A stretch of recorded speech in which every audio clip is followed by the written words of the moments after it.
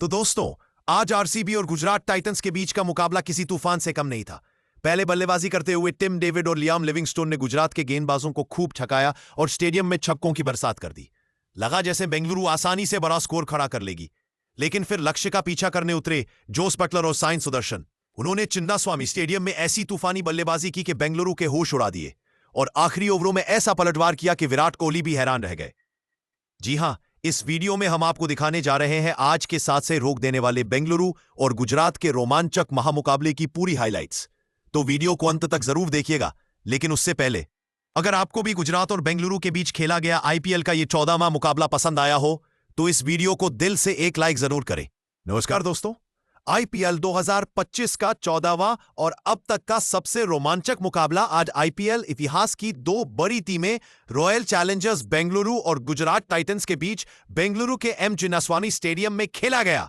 मुकाबले की शुरुआत हुई गुजरात के टॉस जीतने के साथ। जी हां, आज के इस रोंगटे खड़े कर देने वाले महामुकाबले में कप्तान शुभमन गिल ने टॉस जीता और पहले गेंदबाजी करने का फैसला किया और विपक्षी टीम बेंगलुरु को बल्लेबाजी के लिए भले ही मैच की दूसरी गेंद पर किंग विराट कोहली ने एक बेहतरीन चौका जड़ते हुए अपने पारी का आगाज किया। दोनों ही बल्लेबाजों के कंधों पर इस महामुकाबले में अपनी टीम को एक विस्फोटक ओपनिंग शुरुआत दिलाने की बड़ी जिम्मेदारी थी। लेकिन दोस्तों, गुजरात के खिलाफ इस महामुकाबले में बेंगलुरु की शुरुआत का बेहतरीन शुरुआत मिलने के बावजूद किंग विराट कोहली आज बड़ी पारी खेलने से पूरी तरह चूक गए और दूसरे ओवर की चौथी गेंद पर बड़ा शॉट खेलने के चक्कर में कैच आउट होते हुए अपना विकेट गंवा बैठे। आपको बता दें, विराट कोहली आज टीम के लिए मात्र 7 ही रन बना सके। ऐसे में जल्दी ही पहला झटका लग जाने के बाद अब मैदान में उतरे देवदत्त पडिक्कल और आते ही एक बेहतरीन चौका लगाते हुए उन्होंने अपना खाता खोला। लेकिन दोस्तों, गुजरात की घातक गेंदबाजी के सामने देवदत्त पडिक्कल भी ज्यादा वक्त तक क्रीज पर नहीं टिक पाए और एक ओवर बाद ही मोहम्मद सिराज की तूफानी गेंद पर सीधा क्लीन बोल्ड होते हुए पवेलियन का रास्ता नाप लिए। आपको बता दें, मोहम्मद सिराज ने पडिक्कल को महज 4 रन के निजी स्कोर पर पवेलियन भेजा। ऐसे में 3 ओवर के भीतर ही 2 बड़े बल्लेबाज पवेलियन लौट जाने के बाद अब बेंगलुरु की ओर से मैदान में उतरे कप्तान रजत पाटीदार। दोस्तों, गुजरात के घातक गेंदबाजों का सामना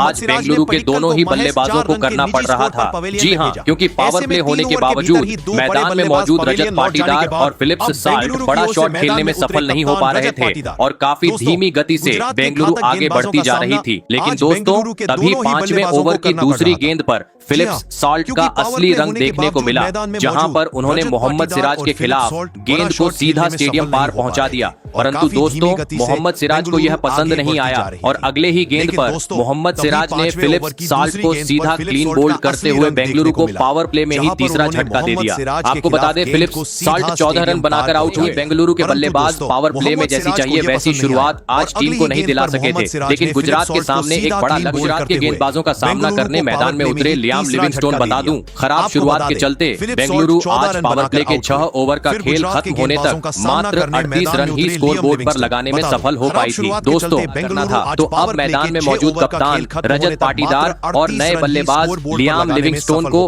अपने जिम्मेदारी को समझते हुए बड़ी पारी खेलना जरूरी था। लेकिन दोस्तों, बेंगलुरु का विकेट गिरने का सिलसिला रुकने का नाम ही नहीं ले रहा था। जी हां, पावर प्ले के बाद अगले ही ओवर में बेंगलुरु को और एक बड़े झटके का सामना करना पड़ा और इस बार गुजरात के तेज तर्रार गेंदबाजों का शिकार बने कप्तान रजत पाटीदार। आपको बता दें, ईशांत शर्मा ने रजत पाटीदार को 12 रनों पर पवेलियन भेजा। दोस्तों, Phil Salt king Virat Kohli और कप्तान रजत पाटीदार के आउट होने के चलते बेंगलुरु अब काफी ज्यादा दबाव में आ चुकी थी, क्योंकि अभी तक 50 रन भी स्कोर बोर्ड पर नहीं लगे थे और 4 बड़े बल्लेबाज पवेलियन लौट चुके थे। पूरा चिन्नास्वामी स्टेडियम शांत था। ऐसे में अब 6 नंबर पर बल्लेबाजी करने मैदान में उतरे जितेश शर्मा। जरूरत थी ताबड़तोड़ अंदाज में बल्लेबाजी करते हुए एक साझेदारी की और दोस्तों, ऐसा ही कुछ मैच के 9वें ओवर से देखने को भी मिला, जहां पर स्ट्राइक पर खड़े जितेश शर्मा ने अपना हाथ खोले और गेंदबाजी कर रहे ईशांत शर्मा के खिलाफ एक गगनचुंबी छक्का तो 2 कारे चौके जड़ दिए। वही एक ओवर बाद दूसरी छोर पर खड़े लियाम लिविंगस्टोन ने भी गुजरात के गेंदबाजों के खिलाफ खड़े शॉट जड़ने शुरू कर दिए, जिस कारण दोस्तों अब एक बार फिर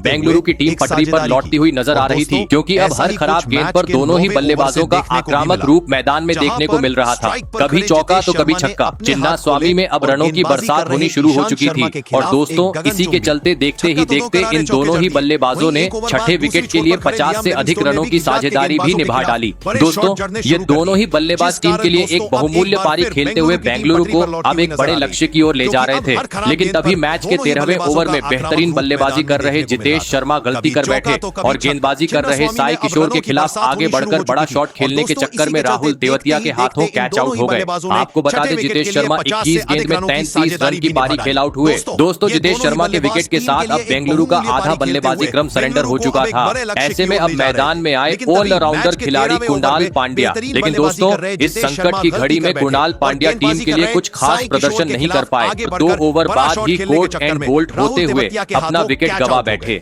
आपको बता दें कुणाल पांड्या 5 गेंद में 5 रन की पारी खेल आउट हुए। दोस्तों बेंगलुरु की स्थिति बद से बदतर होती जा रही थी क्योंकि एक के बाद एक बड़े बल्लेबाज पवेलियन लौटते जा रहे थे। ऐसे में अब मैदान में उतरे धमाकेदार बल्लेबाज टीम डेविड अब मात्र अंतिम 5 ओवर का खेल बाकी था, जिस कारण हर गेंद को सीमा रेखा के पार पहुंचना जरूरी था। और दोस्तों ऐसा ही कुछ 16वें ओवर में देखने को भी मिला, जहां पर दोनों ही बल्लेबाजों ने गेंदबाजी करने आए राशिद खान की बुरी तरह पिटाई कर दी और इस ओवर में एक गगनचुंबी छक्का और एक करारा चौका जड़ते हुए 14 रन बटोर डाले। लेकिन दोस्तों असली मजा मैच के 18वें ओवर में देखने को मिला, जहां पर स्ट्राइक पर खड़े बल्लेबाज लियाम लिविंगस्टोन ने आतंक मचा दिया और अपनी धुआंधार बल्लेबाजी के बदौलत लगातार 3 गेंद पर 3 गगनचुंबी छक्के जड़ते हुए वह 40 गेंद में गुजरात के खिलाफ अपना तूफानी 50 जड़ दिया। दोस्तों अंत के ओवरों में अब चिन्नास्वामी में पूरा स्टेडियम बेंगलुरु के नाम से गूंज उठा था, क्योंकि रनों की बौछार अब हर ओवर में देखने को मिल रही थी। लेकिन तभी 19वें ओवर में टीम के लिए बहुमूल्य पारी खेल रहे लियाम लिविंगस्टोन